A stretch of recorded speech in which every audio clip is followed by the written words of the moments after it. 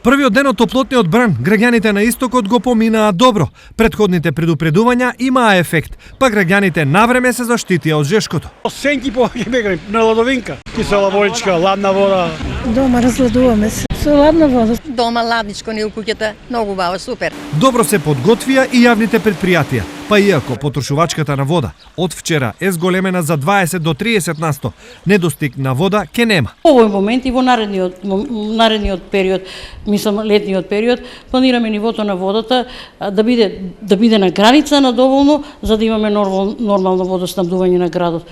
Потрошувачката на вода треба да биде рационална. Посебно апелирам да не се користи водата за нерационално наводнување на зелените површини. Што значи тоа? Го оставиш цревото и се вратиш после 2 сата да ја затвориш славината, или па непотребно миење на асфалтните површини. Хроничните болни и неколку случаи на колапс сепак на лекарите им донесоа повеќе работа. За бројот на пациенти од утре да не биде поголем, тие уште еднаш апелираат.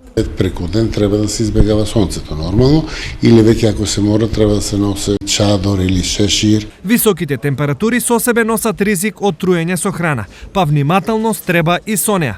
Препорака за граѓаните би било да купуваат свежи производи, да ги чуваат правилно во фрижидер на соседветната препорака и да ги употребуваат секако свежи после приготвувањето.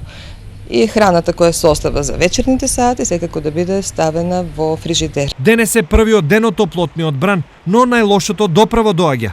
Особено топло ќе биде во среда и четврток, кога на повеќе места температурата ќе надмине 36 степени, а во источниот дел земјава можно е да достигне и на места и до 38, односно 39 степени. Во овој период УВ индексот ќе има многу висока предност и ќе биде помеѓу 8 и 9 единици.